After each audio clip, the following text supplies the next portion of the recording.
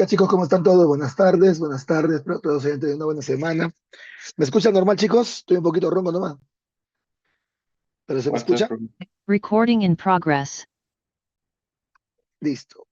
Gracias, buenas tardes con todos. Bien, el día de hoy vamos a hablar acerca de reinos. Con los que ya han llevado clases, hemos hablado de los sistemas de clasificación, la sistemática y taxonomía, las razones por las cuales, o mejor dicho, los métodos por los cuales se puede realizar estas clasificaciones, cómo se agrupan en los organismos vivos. Y ahora vamos a ver justamente cuáles son los diferentes reinos o dominios que se presentan en la naturaleza, ¿no? Generados a partir de varios autores. Hay varios autores que han generado estos dominios y reinos. Bien, buenas tardes Ismael, buenas tardes Cristian, buenas tardes Rosita, buenas tardes Yaritz, buenas tardes con todos. Listo. Entonces, empezamos observando este pequeño cuadrito, ¿ya? En este cuadrito pueden observar algo de la historia de la sistemática, ¿no? De cómo se realizaron los sistemas de clasificación. Evidentemente tendríamos que mencionar primero a Aristóteles, aunque no generó reinos y dominios como tal. Aristóteles llegó a realizar una agrupación entre organismos vivos, entre lo que vendría a ser los organismos como son estos animales y plantas, ¿no? Lo clasificó más o menos de esa manera. Luego ya teníamos formas de clasificación que se realizaban en la Edad Media, ¿no? En la Edad Antigua también, bastante arcaicos, ¿no? Muy complejos, sobre todo por el uso del latín. Y bueno, es en 1753, siglo XVIII, que aparece Carolus von Linneo, padre de la sistemática, el cual genera un sistema de clasificación, que es el más aceptado hasta hoy en día, para agrupar a los organismos vivos en taxones. Bien, generando entonces dos reinos, el reino vegetabilia, conocido como vegetales, y el reino animalia. En realidad, él designó tres reinos de la naturaleza, animal, vegetal y mineral, pero tengan en cuenta que mineral no es de los seres vivos. Como estamos en biología, solamente consideramos dos, vegetabilia y animalia. Bien, por su parte, más de 100 años después, Haeckel genera otro sistema de clasificación con tres reinos, agrupando de esa manera a los organismos microscópicos que hasta ese momento se llamaban como animáculos. Los coloco como el nombre de protistas. Bien, el reino protista incluye entonces a los organismos que van a presentar, eh, bueno, que son unicelulares por lo general, organismos muy pequeños y que podrían ser los predecesores del reino plantae y el reino animal. Bien, eso para 1866. Luego aparecería Chatón. Chatón no realiza una clasificación por reinos como tal, sino simplemente genera dos grupos, basado principalmente en el tipo de célula que iban a presentar, las células procariotas y células eucariotas.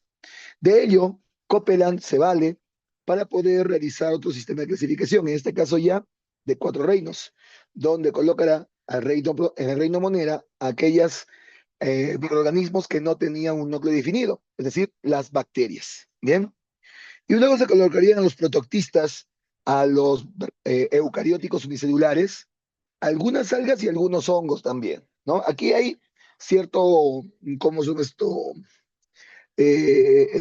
Cierta controversia, ¿no? Porque se ponen algunos hongos aquí, no todos, ahí la línea no me permite hacerlo, ¿no? A la mitad, pero bueno, ¿qué vamos a hacer? En realidad sí hay algunos honguitos que se ponen en protoctistas, algunas alguitas, sobre todo los unicelulares. El resto continuaría en Plantae y Animalia. Esto sirve de base para que Whittaker, en el 69, genere sus famosos cinco reinos.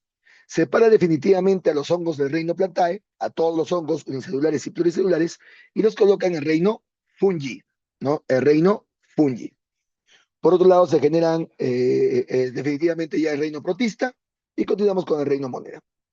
A ver, esta clasificación de Whittaker recibe una actualización en el año 95 por parte de Lynn Margulis, una modificación.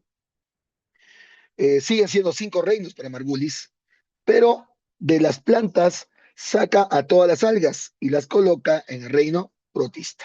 Bien, entonces ahí tenemos una pequeña intervención de Margulis en el año 95.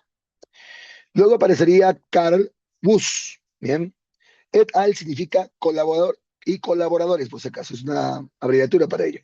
no solamente Carl Wood, sino varias personas más, revisaron una serie de organismos a los cuales se denominó como arqueobacterias, ¿no? Ya que pensaban en ese momento que eran organismos bastante pequeños y bastante arcaicos, es decir, podrían haber sido los predecesores de las bacterias que conocíamos hasta ese momento. Entonces las pusieron arqueobacterias. Después veríamos que en realidad esto de arqueo y arcaico no tendría nada, ¿no? Pero en ese momento sí se pensaba, por eso le pusieron arqueobacterias. Luego tendríamos a los protistas, fungi, plantae y animalia. Entonces, Carl Wood, basándose en estudios de ARN, principalmente ARN16S, llega a separar a la reina monera en dos grupos, las eubacterias, las verdaderas bacterias, y las arqueobacterias. Bien, el mismo Wood, en el 90, considera entonces que esto es lo suficientemente importante para separar dos dominios, perdón, tres dominios. El dominio bacteria, donde estarían las eubacterias, el dominio arquea o arcae, donde estarían las arqueobacterias, y el dominio eucaria, que serían organismos que estarían formados completamente por células eucariotas, donde estarían los reinos protista, fungi, plantae y animalia. Bien, eso para Carl Wood. Luego vendría Cavalier-Smith, ¿no? Año 1998. Cavalier-Smith considera, por influencia de Margulis principalmente, que no había necesidad de separar a las bacterias de las arqueobacterias. Así que solamente coloca un reino, el reino bacteria. Dos imperios más bien. En este caso, los imperios son básicamente lo mismo que los dominios. ¿Bien? Solamente que le ponen imperios el nombre. Es el imperio bacteria y el imperio eucaria también. No simplemente lo considera de esa manera.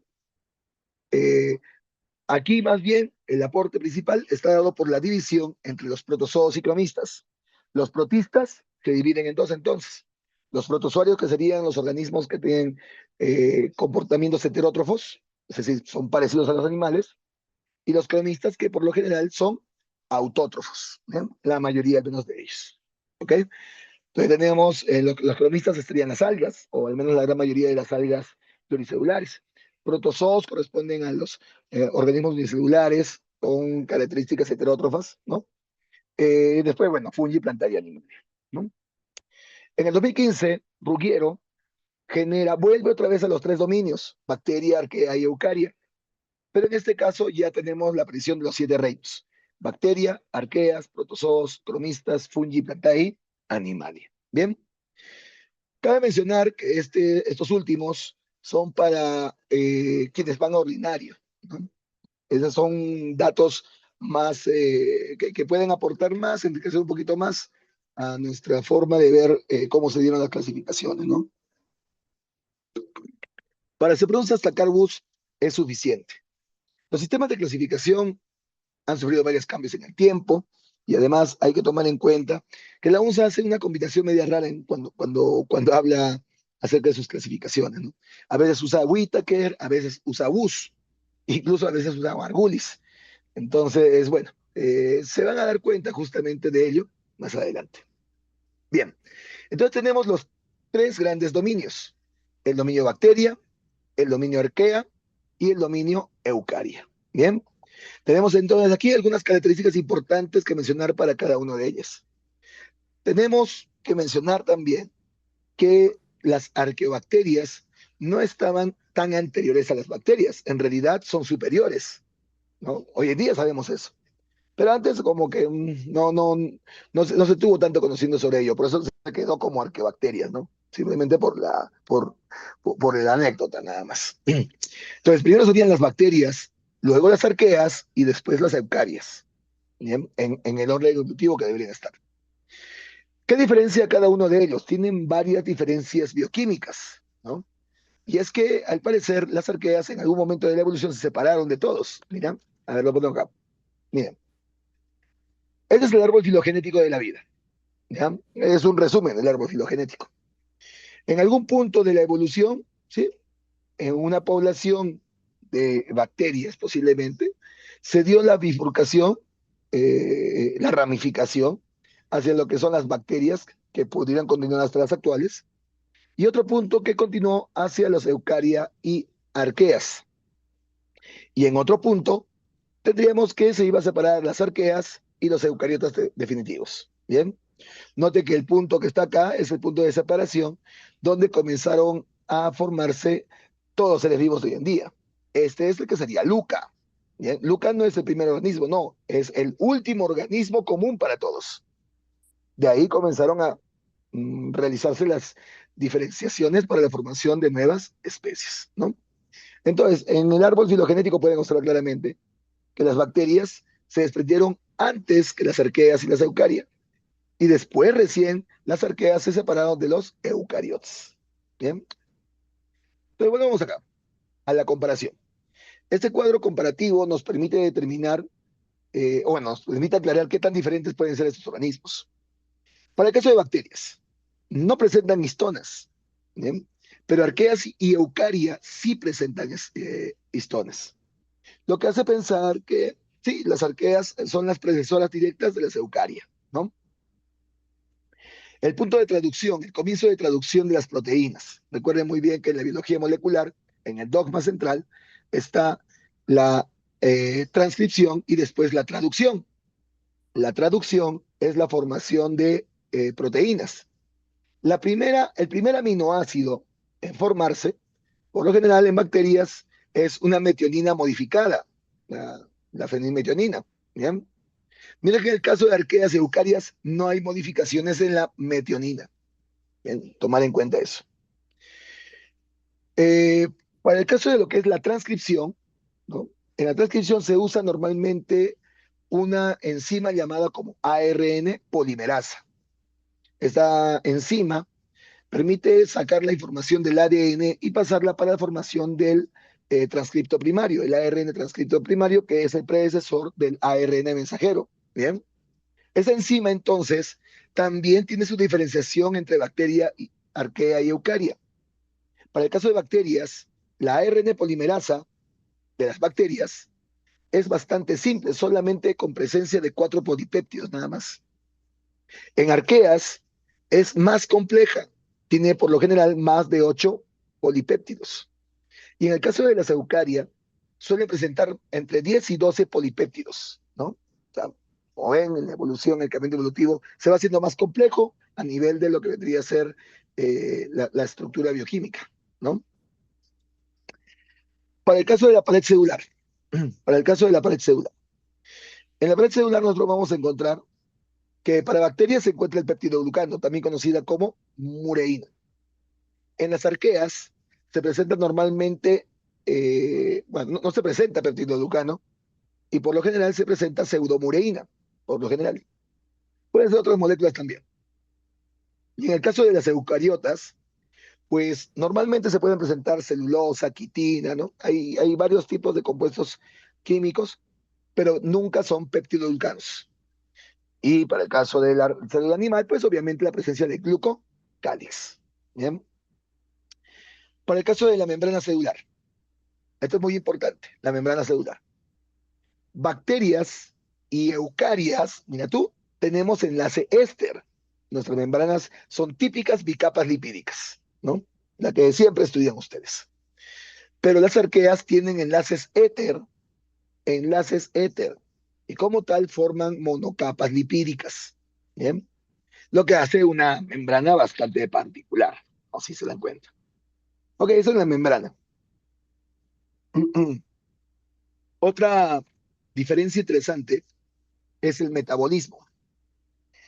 Eh, las diferentes reacciones metabólicas difieren en cada una de ellas. Bueno, las procariotas normalmente, o sea, bacterias y arqueas, tienen varias formas metabólicas similares, ¿no? Fijación de nitrógeno, desnitrificación, quimiohidratrofía, que es lo que conocemos como quimiosíntesis, crecimiento hipertermófilo, que es básicamente el aumento de las poblaciones en medios, como son esto, muy calientes, muy cálidos, pasando por lo general de los 80 grados centígrados. Es clásico de bacterias y arqueas, ¿no? Pero además las arqueas, algunas de estas son metanógenas, ¿no? Sobre todo aquellas que pertenecen a la división de las euarqueotas.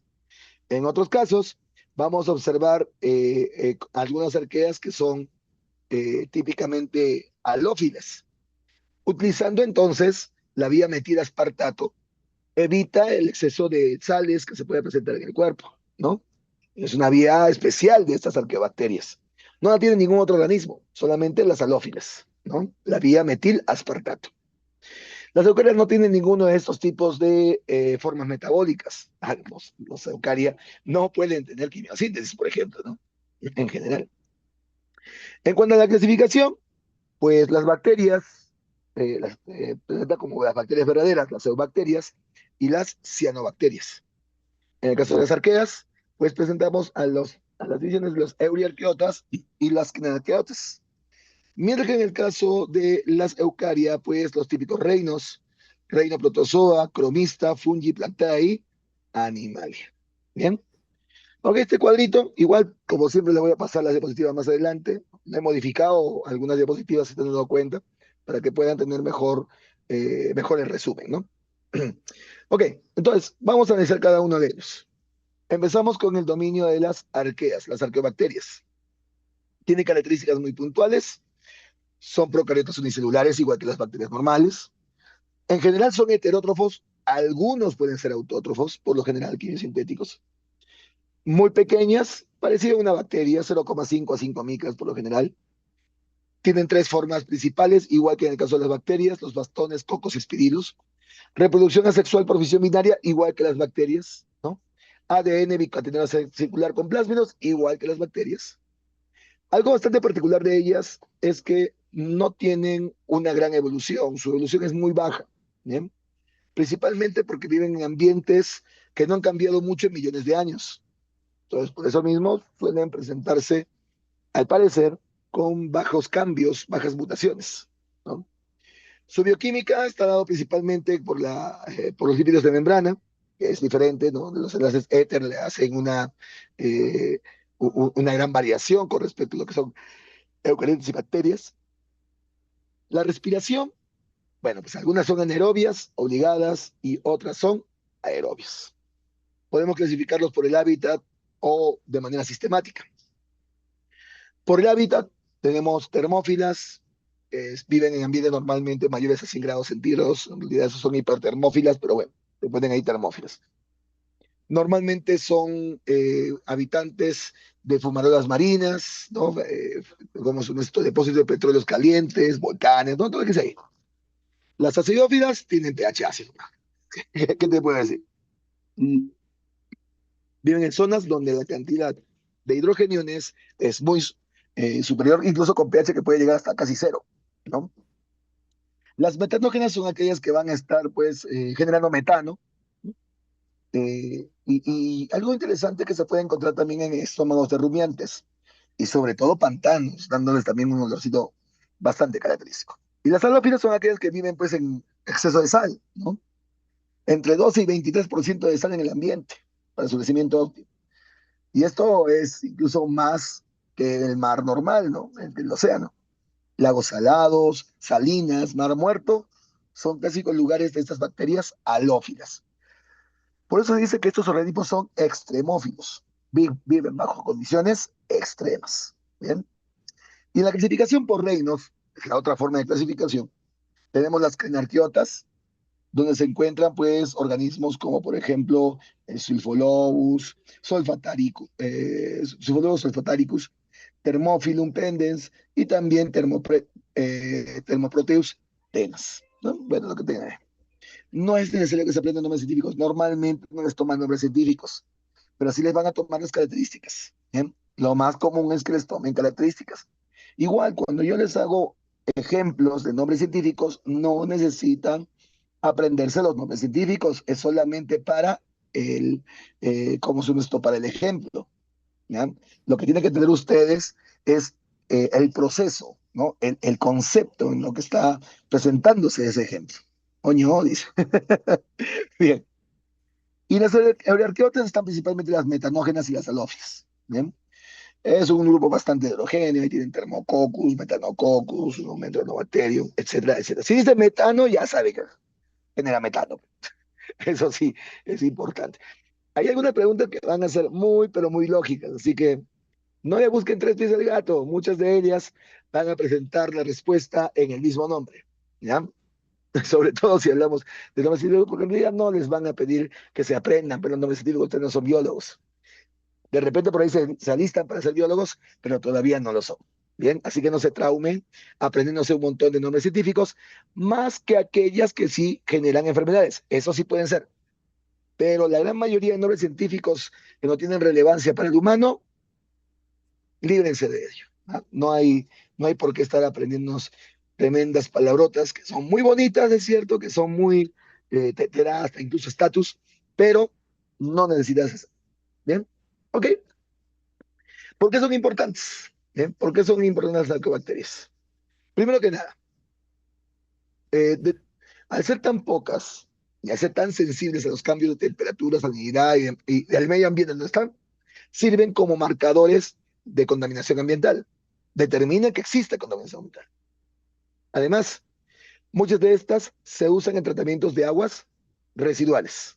Bien, son fuentes de enzima TAC polimerasa que usan en reacciones en cadena de polimerasa, las famosas PCR. Con algunos ya he hablado de las PCR, ¿no? Se usan normalmente para ampliar eh, cómo se llama esto, la muestra de ADN. O sea, permite que vayamos, digamos que aumentar la cantidad de ADN que tenemos en muestra. De esa manera, entonces, tenemos mucha más muestra para poder analizar, ¿no? Claro, sí, aguantan altas temperaturas, muchas de ellas. Depende de la especie, por si acaso. ¿Bien? Metano genera forma metano, y eso es importante sobre todo porque el metano es un gas de efecto invernadero. Y bueno, pues sí, las vacas generan calentamiento global. ¿Ya? Así que a, a comer menos carne, dicen, ¿no? No, pero es mejor comer carne que comer verdura, porque la verdura en la agricultura intensiva se hace mayor cantidad de contaminación en la agricultura intensiva. A ver. Ah, ya sé a lo que te refieres, listo. A ver, te explico. Sí, se usa normalmente algunas de estas bacterias, como muchas bacterias termófilas, para poder estabilizar el ADN en el momento de su desnaturalización por la temperatura. De esa manera, entonces, podemos dividirlo fácilmente y generar lo que vendría a ser después la reacción, ¿no? Para que pueda llegar a polimerizarse nuevos ADNs. Ahí la importancia justamente de esas polimerasas, ¿no? Que permiten polimerizar más ADN. Así tenemos más muestra. Bien, lo que se naturaliza básicamente es el ADN, pero no la bacteria como tal. Eso es lo importante. Vegano, sí. No hay arqueas que generen enfermedades, no se preocupen. O al menos que yo tenga conocimiento. Las arqueas simplemente se estudian porque son de las principales antecesores de la célula eucariota. Eucariota. Es más, son los candidatos a generar la célula urcariota. ¿Bien? La célula urcariota. ¿Se acuerdan? Ya hemos hablado de lo que tendría que ser la célula urcariota. ¿Bien? Bueno. Es en cuanto a lo que tendría que ser arqueobacterias. Bien, esto es lo más importante, es lo que principalmente necesitamos, requerimos. Bien, ok. Vamos entonces ahora con eubacterias, las bacterias. Bien, hace tiempo que no toman bacterias. Yo creo que ya es hora de que toman bacterias ya, ¿no? Tiempo que se les ha olvidado tomar bacterias. Ok, datos importantes de las bacterias. Primero que nada, son organismos normalmente unicelulares, ¿bien? Procariotas, no tienen núcleo definido. Algunos pueden formar colonias, ¿bien? Pero todos los seres procarióticos recuerden que son unicelulares, solamente que algunos pueden formar colonias y esas colonias muchas veces las personas piensan que son organismos pluricelulares. No, no son pluricelulares, todos son unicelulares y algunos pueden formar colonias. Viven normalmente parasitando algunos organismos, que son los más importantes para nosotros porque causan enfermedades. Algunos son simbióticos, viven ayudándose con otro organismo, y muchos también son de vida libre. La reproducción, típicamente asexual por fisión binaria. Fisión binaria. Bien. La pared celular, hecha a base de mureína o peptidoglucano, recuerden que eso es clásico en las bacterias. Nutrición típicamente heterotrófica, muchos de ellos, la mayoría. Autótrofos, solamente las purpúreas verdes, y son muy pocas. Ojo, no es lo mismo hablar de bacterias fotosintéticas que de cianobacterias. Bien, las bacterias fotosintéticas usan un tipo de pigmento llamado como bacterioclorofila, mientras que las cianobacterias usan directamente clorofila, clorofila tipo A, ¿no? En cambio, las bacterias usan solamente bacterioclorofila. Es una clorofila, se parece a clorofila, solamente que no tiene una cadena linfática tan grande. Es chiquita, nada más. En cuanto al contenido citoplasmático, sí, el citoplasma es bastante pobre. Tiene principalmente ribosoma 70S, eso lo van a ver seguramente en biología 1. 70S es bastante simple comparado al, ¿cómo son esto? Comparado al eucariótico, 50-30S en cuanto a su unidad mayor y menor, 50-30. Además, presenta gránulos de almacenamiento con glucógeno, lípidos y compuestos fosfatados. Esos compuestos fosfatados suelen llamarse como gránulos de volutina. Bien. Formas principales las mismas que en el caso de las arqueobacterias, cocos, bacilos y espirilos. Bien. Dentro de ellas, la más importante, el rizobio, ¿no? Porque fija nitrógeno. Fijar nitrógeno quiere decir que va a poner el nitrógeno disponible para los organismos, ¿no? Para que los organismos podamos llegar a utilizarlo. Eso lo hace principalmente para la formación de proteínas, porque en realidad la fijación de nitrógeno incluye la formación de aminoácidos. Aminoácidos bastante simples, pero bueno, aminoácidos al fin y al cabo. Y el rizobium es uno de los principales. También algunas bacterias patógenas, digamos que la más importante es el Mycobacterium tuberculosis, y algunas que pueden ser beneficiosas en la industria, como es el Bacillus thuringiensis, bacteria que se utiliza principalmente para generar un veneno llamado como glisofato, que genera graves estragos en muchas especies que pueden ser muy, pero muy bueno, perjudiciales para la agricultura intensiva. ¿Bien? En cuanto a la estructura bacteriana, pues por fuera tenemos una cápsula, ¿no? Está por encima de la pared celular.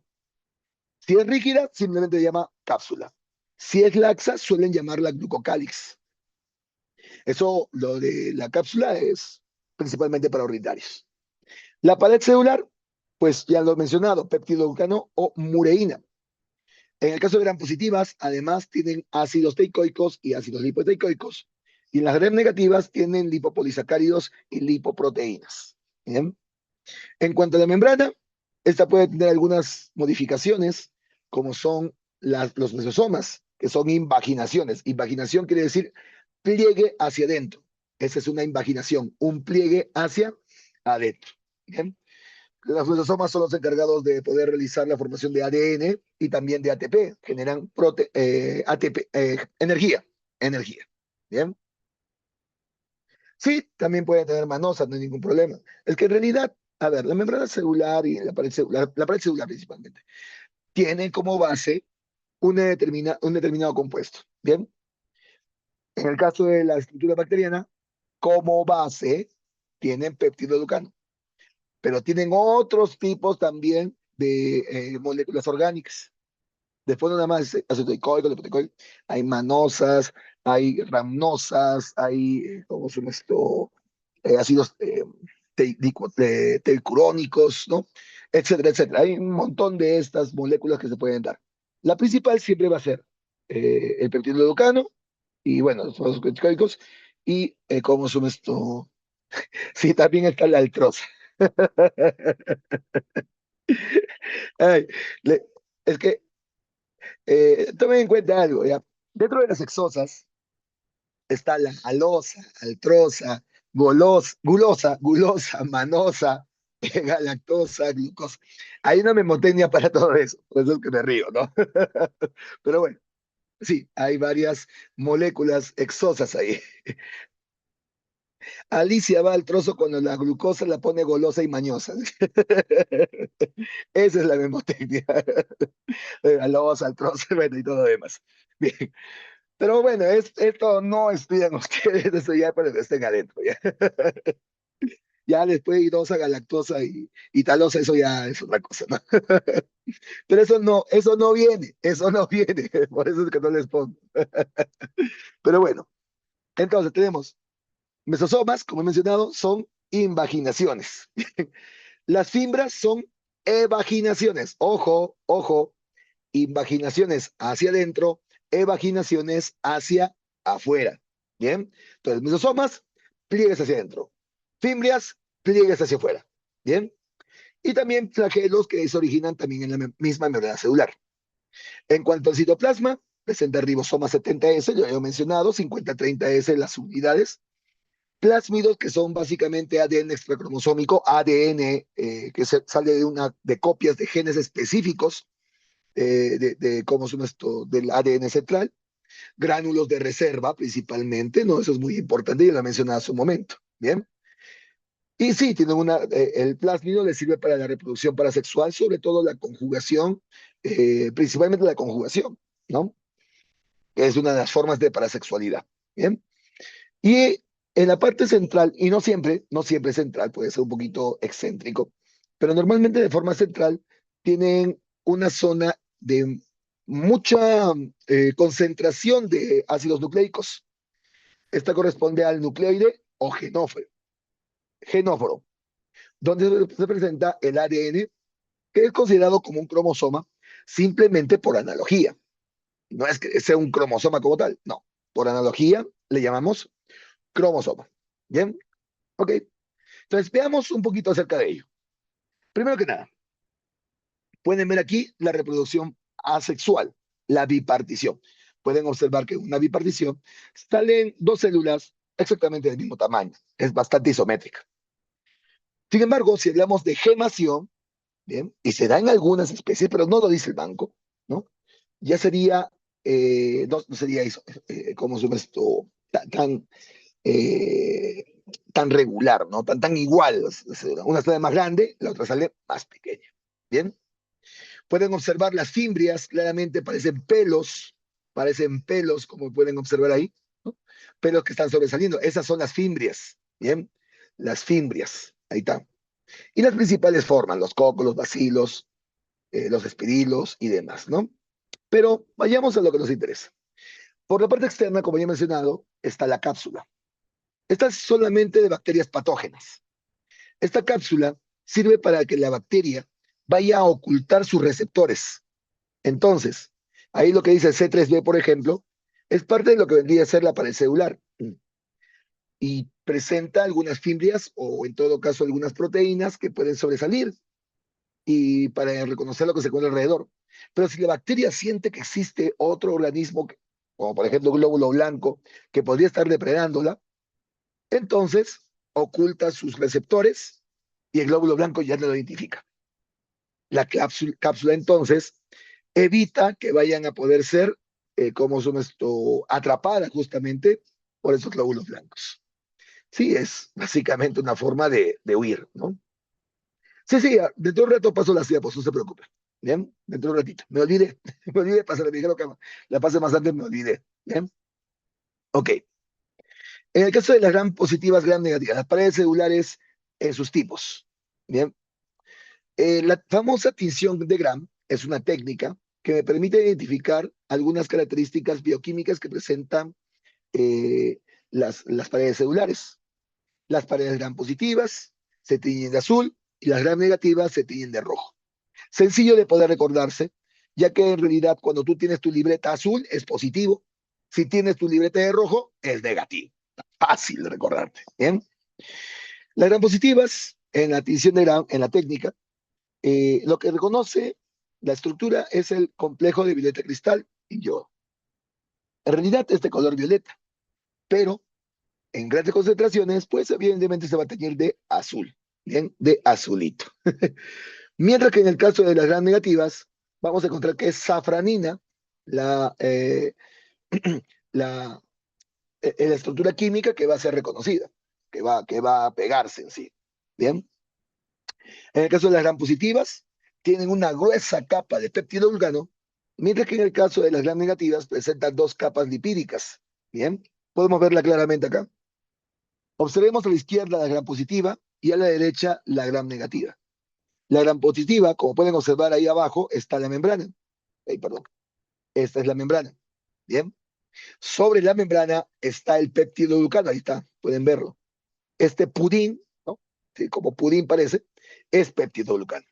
Atravesándolo tenemos ácidos teicoicos y también ácidos lipoteicoicos que van a estar pasando a través, hasta la membrana. Por eso el lipoteicoico. En la membrana se conecta con el lípido, el fosfolípido. Bien. En cambio, en el caso de las gram negativas, pueden ver que el peptidoglucano se presenta en una capa bastante delgada, ¿no? Bastante más delgada que la anterior. Y tiene una segunda bicapa lipídica. Ahí la pueden observar. Esa es la segunda bicapa lipídica. Entonces, tienen dos bicapas. Es como tener dos membranas, en otras palabras. Solamente que una de ellas va a corresponder a la membrana externa. Esa membrana externa es la que presenta a las lipoproteínas que se conectan directamente con el peptidoglucano. Y hacia la parte externa, lipopolisacáridos, donde los polisacáridos van a estar sobresaliendo principalmente. Puede tener algunas proteínas que permitan el paso de determinadas moléculas bastante específicas, ¿no? Sí, pero esto es básicamente una gran negativa. ¿Bien? Entonces ahí ven las diferencias entre una y otra. Ahora, si hablamos entonces de gran positivas, te ponen como ejemplo a los Clostridium, Tetani, Botulinum, Bacillus anthracis, ¿no? Staphylococcus aureus. Mira que en el caso de las negativas, Escherichia coli, Neisseria gonorrea, importantísima la gonorrea. Tengan cuidado, chicos, con la gonorrea. No los quiero ver llorando después. ¿Bien? Mi amigo va a decir. Pero bueno, Helicobacter pylori también. Experiencia, sí, porque he tenido alumnos a los que he enseñado, les he dicho todo lo que tiene que hacer con ellos. Me llaman a la medianoche, profe, tengo gonorrea. No son malos, pero ya les he dicho, se les aclara justamente. Se les dice, no lo hagan. Sí, me acuerdo. Y mira a la medianoche llamándome por eso. Yo no, bueno, no es una experiencia mía, digo, que estudiante. No puedo creerlo. Ahorita me río. Mucha, pero ese día, en parte me dictó. Pero bueno, hay quienes nos aguantan, hay quienes nos aguantan. La gonorrea es una enfermedad de transmisión sexual.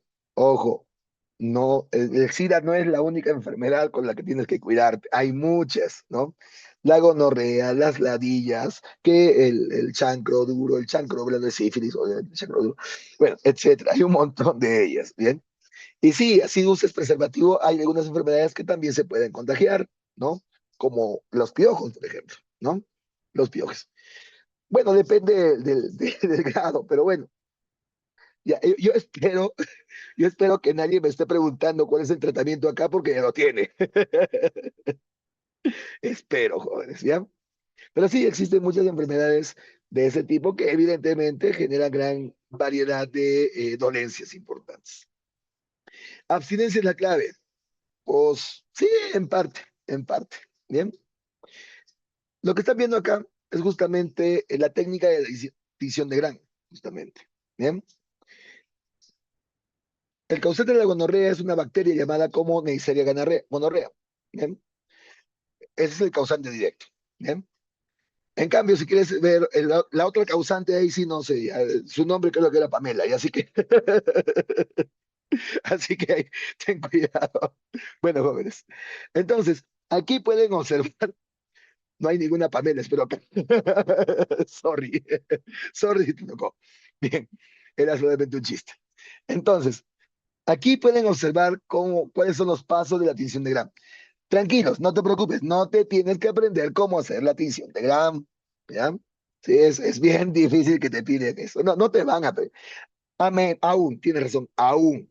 Ya cuando estés en la universidad, en medicina, en biología principalmente, ahí sí te van a pedir, ¿no?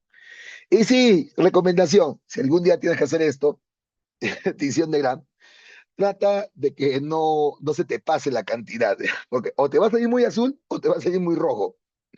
Y a veces no vas a identificar bien a la bacteria. Me ha pasado, por eso lo digo. A veces no sale bien por culpa de la mano. No tiene que, la mano no debe temblar mucho. Así que tengan cuidado con eso. Bien. Ok. Sigamos con la membrana celular. En la membrana celular, como ya he mencionado, ¿no? Aquí se presenta lo que vendría a ser la bicapa lipídica. Esta bicapa lipídica presenta opanoides en lugar de colesterol. Estos opanoides sirven para mejorar la fluidez en la membranita en sí. Bien.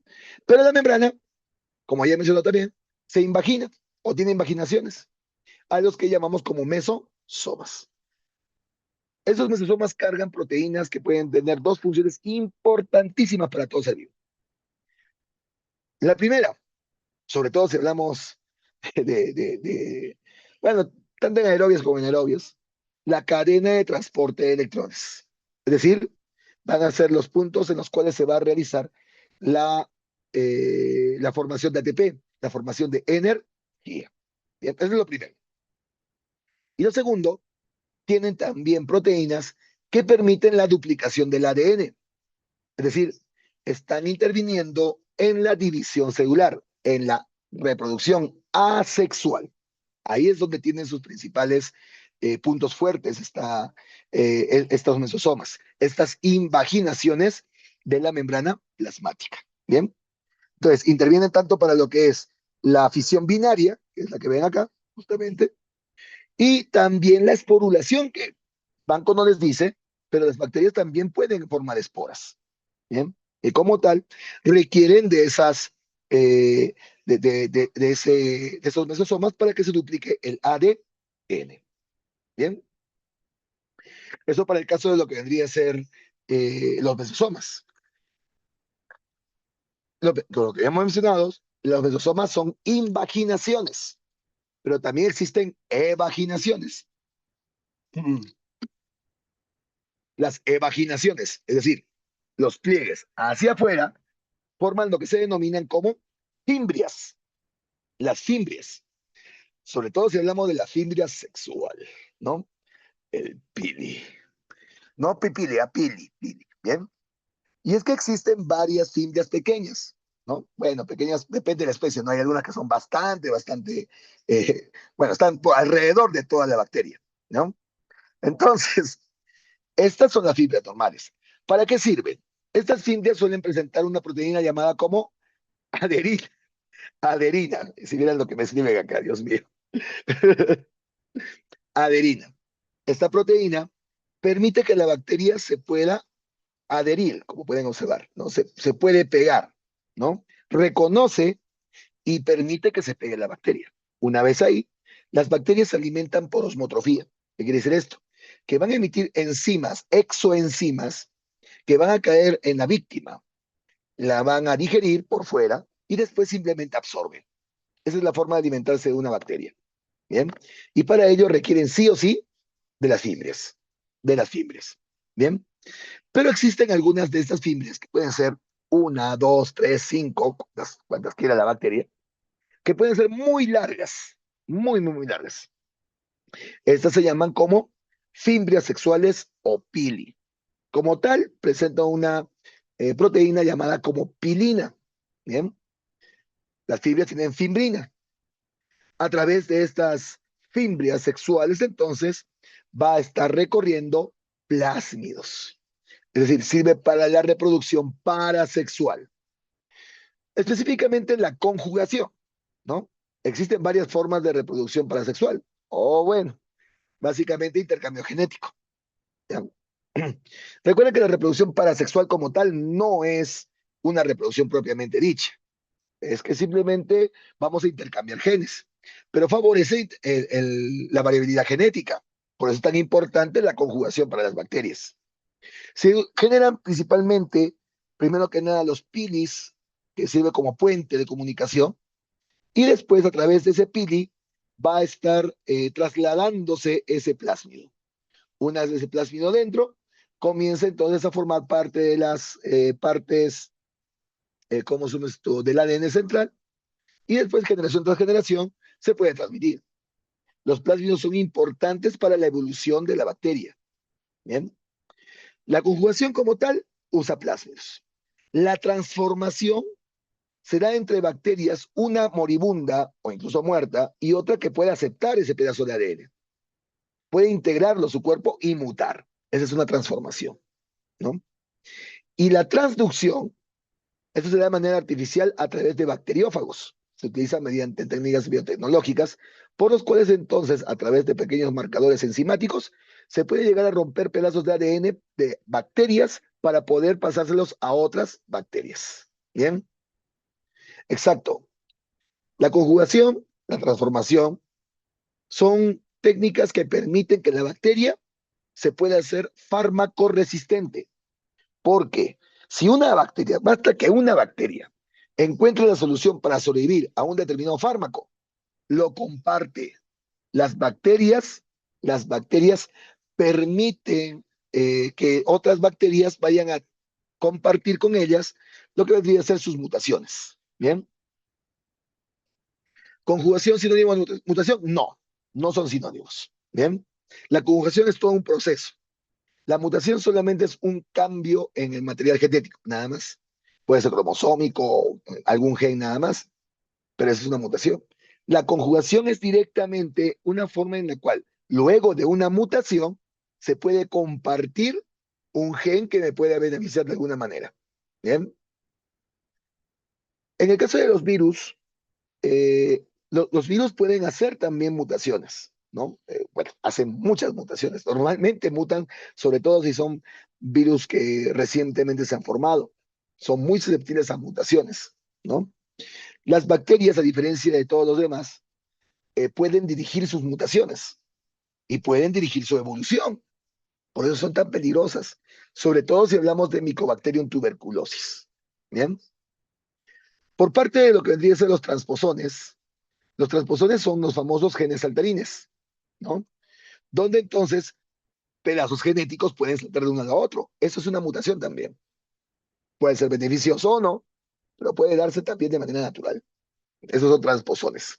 Los famosos genes saltarines. Bien, ok. Flagelos. Las bacterias tienen flagelos, pero ese flagelo no es igual al flagelo eucariótico. Los flagelos bacterianos están dados principalmente por proteínas especializadas divididas en tres partes.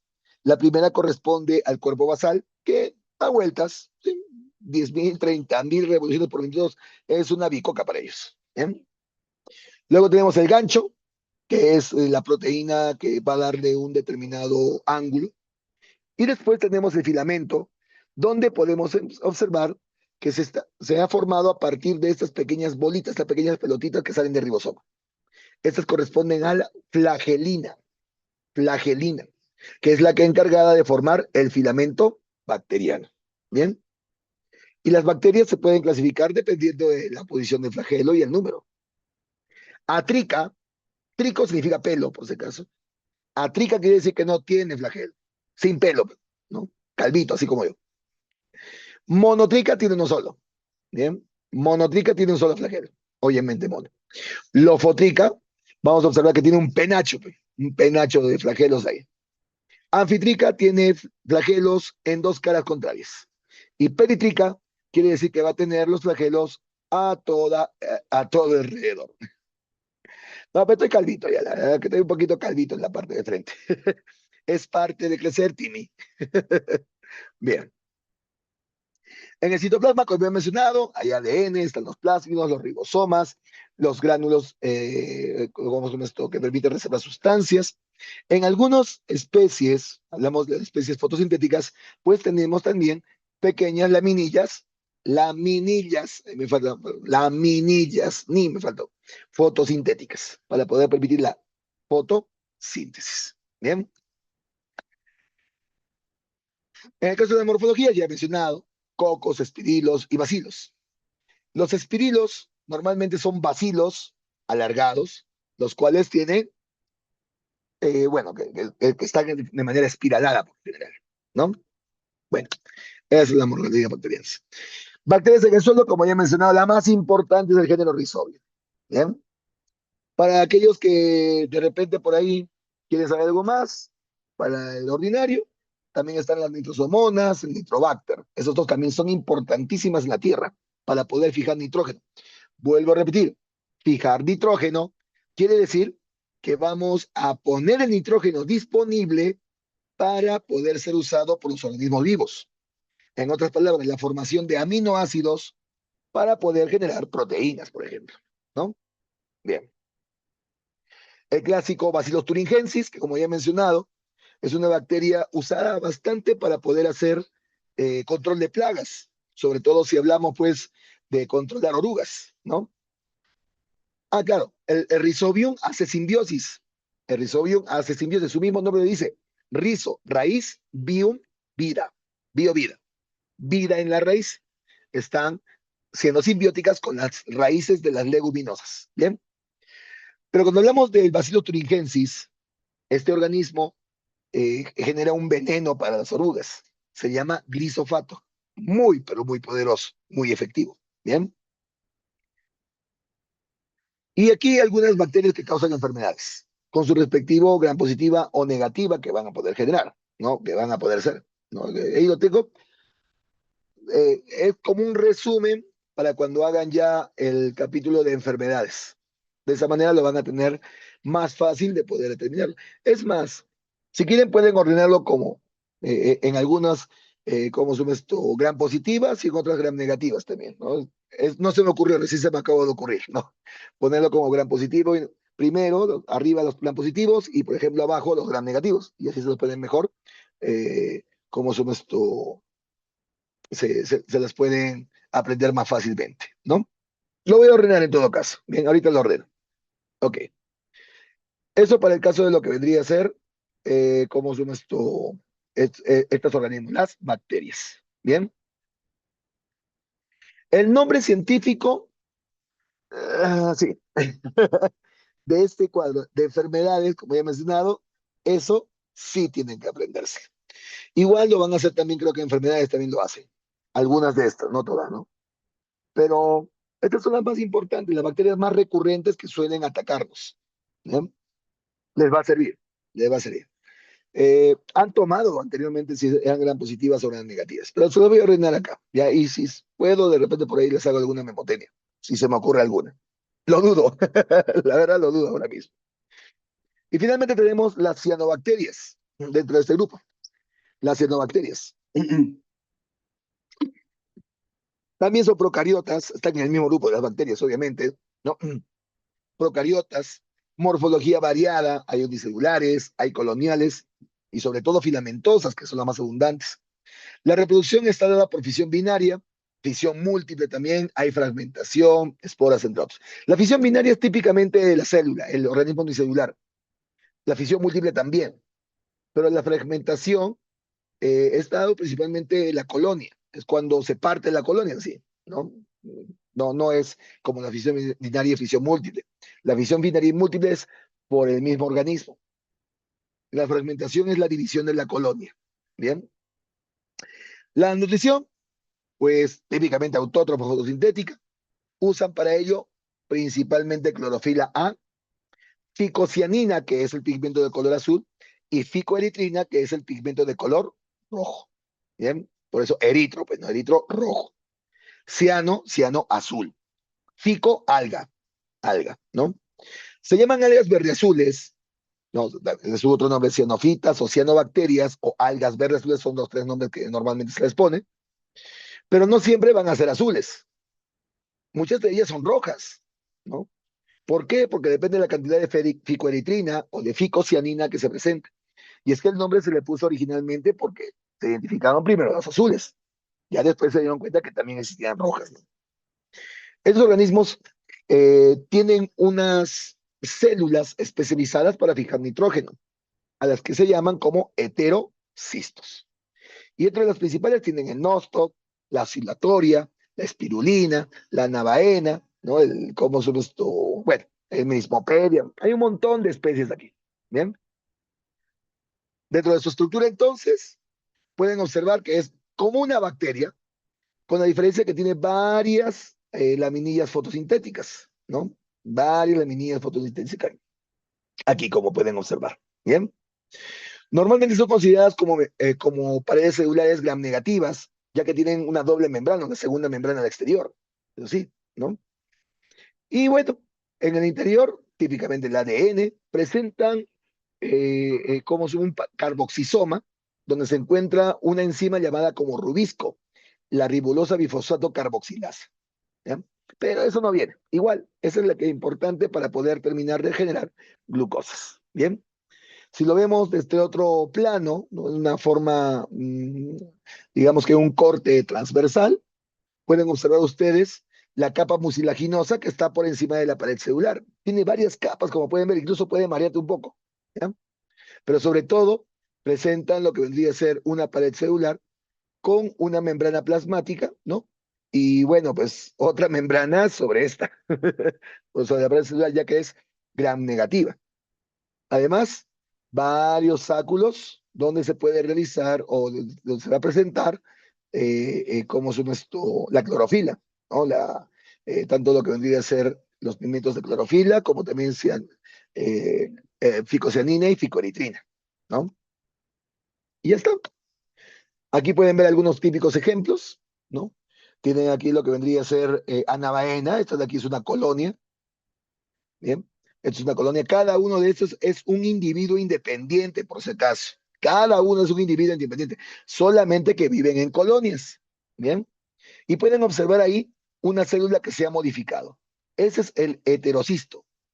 Los heterocistos, como ya he mencionado, sirven para fijar nitrógeno, ¿bien? Aquí no hay, pero también suelen presentar aquinetos o acinetos.